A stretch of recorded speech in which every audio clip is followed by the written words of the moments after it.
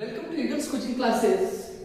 Today we are going to see life process in the living organism part 2. भाग दुसरा याच्या पहिले आपण पार्ट 1 पाहिलं. त्याच्यामध्ये आपण पाहिलं होतं asexual reproduction in unicellular organism पाहिलं होतं. आणि आता आपल्याला पाहायचंय asexual reproduction in multicellular organism. त्याचे टाइप्स पाहूया आपण. फ्रॅगमेंटेशन, त्याच्यानंतर रिजनरेशन, त्यानंतर बडिंग, पुढे व्हेजिटेटिव्ह प्रोपगेशन आणि त्याच्यानंतर स्पोर फॉर्मेशन. त्यामध्ये जो पहिला आहे फ्रॅगमेंटेशन. ह्या फ्रॅगमेंटेशनची इन्फॉर्मेशन आपण इयत्ता 9वी मध्ये पाहिलं होतं. डायग्राम होती आपल्याला इयत्ता 9वी मध्ये स्टँडर्ड 9th मध्ये. फ्रॅगमेंटेशन कशामध्ये आपण होतं? Actually fragmentation occurs in the multicellular organisms. कशामध्ये? Multicellular organism. मल्टीसेल्युलर कोणते? अल्गी. अल्गी मध्ये कोणते मल्टीसेल्युलर आहे?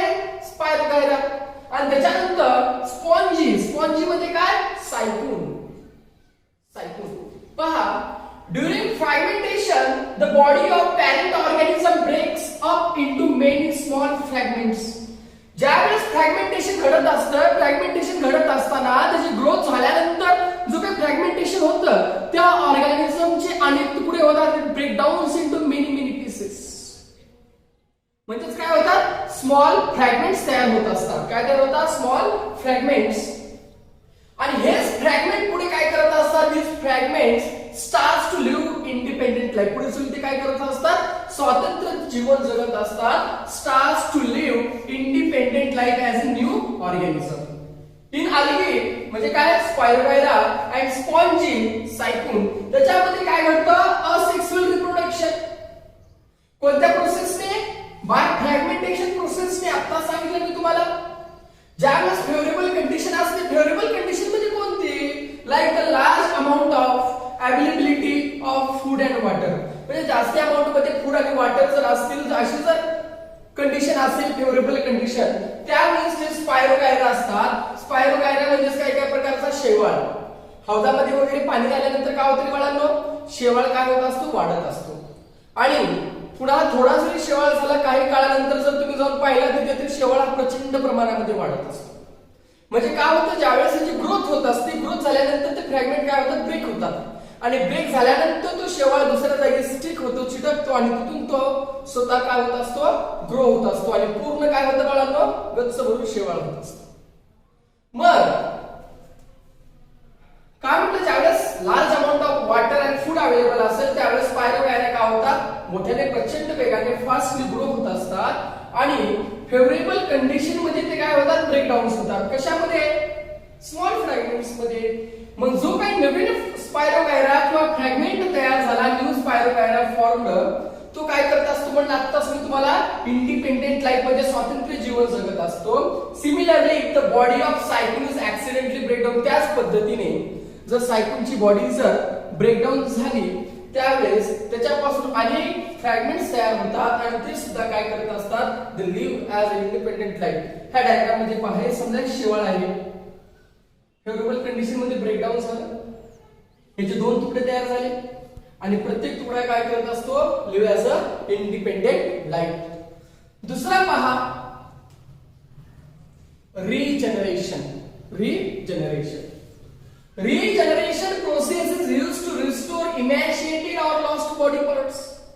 ज्या ऑर्गॅनिझमचे किंवा ज्या ऑर्गॅनिझमचे बॉडी पार्ट्स हे लॉस झालेले असतात किंवा जखम झालेले असते, इमॅशिएट झालेले असतात, डिटॅच झालेले असतात, अशा पार्टला रिस्टोर करण्यासाठी कोणत्या प्रोसेसचा वापर केला जातो? तर regeneration. Regeneration process is used to restore emaciated or lost body parts. Like जसे की शेपूट, लिंब, हे कोण करतं? लिझार्ड. भिंतीवरली आपली पाल जी असते ना ती करत असते. आणि त्याच्यामध्ये काही प्रायमेटिव्ह टिश्यूज किंवा प्रायमेटिव्ह ऑर्गॅनिझम असेच असतात. कोणते primitive organisms? Like the Planaria. Planaria. हे प्लॅनेरिया काय परफॉर्म करत असतात? रिजनरेशन. ह्या डायग्राम मध्ये पहा. प्लॅनेरियाचं काय झालं? इथं 2 तुकड्यामध्ये ब्रेकडाऊन झाला, वरचा तुकडा खालचा. पण पुन्हा काय होतं? हा अर्धा तुकडा जो आहे ह्याच्यापासून काय होतं दुसरा पार्ट हा तयार होत असतो आणि हा जो खालचा अर्धा होता ह्याच्या वरचा काय होतो बॉडी पार्ट पुन्हा हा तयार होत असतो आणि असे दोन काय तयार होतात प्लॅनेरिया तयार होत असतात. पहा planaria breaks up its body into two parts. किती पार्ट मध्ये दोन पार्ट मध्ये. Every body part develops lost part by regeneration process आणि प्रत्येक जो बॉडीचा तुकडा झालेला भाग आहे तो रिजनरेशन प्रोसेसने जो काही डिटॅच किंवा सेपरेट झालेला बॉडी पार्ट आहे त्याला काय करतो तो आता क्रिएट करत असतो रिजनरेट करत असतो आणि एक प्लॅनेरिया तयार करत असतो. न्यू प्लॅनेरिया म्हणजे किती प्लॅनेरिया तयार झाले रे दोन प्लॅनेरिया. त्याच्यानंतर बडिंग आहे व्हेजिटेटिव्ह प्रोपगेशन आहे स्पोर फॉर्मेशन आणि तिसरा आपल्याला पाहायचा आहे बडिंग. बडिंग कशामध्ये ऑकर होतं actually budding occurs in the multicellular organism like Hydra. हायड्रामध्ये बडिंग घडत असतं. Multicellular organisms like Hydra shows asexual reproduction काय दाखवत असतात असेक्सुअल रिप्रोडक्शन दाखवत असतात आणि ज्यावेळेस हायड्राची फुल्ली ग्रोथ होते when हायड्रा ग्रोज फुल्ली त्यावेळेस काय होतो त्या हायड्राच्या वरच्या साईडला बर्ड आपल्याला दिसत असतो. बर्ड म्हणजे असं एक पोगोटा निर्माण झालेला असतो. Bird appears on fully grown hydra. त्याच्यानंतर अंडर फेवरेबल कंडिशन ज्यावेळेस म्हणजे अनुकूलित वातावरण असेल त्यावेळेस जो काही बर्ड आहे त्या बर्डची काय होत असते आउटग्रोथ होत असते म्हणजे बाहेरच्या साईडला वाढत असते. हे पहा आउटग्रोथ झाली. Occurs due to repeated division of regenerative cells of body cell. आणि कशामुळे घडलं जो काही बॉडी वॉल आहे त्या बॉडी वॉलचे जे काही सेल्स आहेत त्या सेल्सचं काय घडत असते तर रिपीटेड डिव्हिजन. कशाचं repeated division of regenerative cells कुणाचे बॉडी वॉलचे. त्यामुळे काय होतो बर्ड हा ग्रो होतो आणि त्याच्यापासून काय तयार होतं स्मॉल हायड्रा. असा स्मॉल हायड्रा काय होत असतो त्या बर्ड पासून ग्रो होत असतो.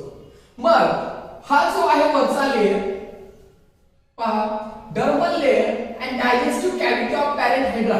डर्मल लेअर म्हणजे हा कंटिन्यू जो सेक्शन आहे ना पहिला असा दिस इज अ डर्मल लेअर आणि त्याच्यामध्ये काय होतं जो काही पॅरेंट हायड्राला जे काही न्यूट्रिएंट्स मिळत असतील ते न्यूट्रिएंट्स काय केले जातात ते कंटिन्यूअस असल्यामुळे डॉटर हायड्रा किंवा स्मॉल हायड्राला सप्लाय केले जातात.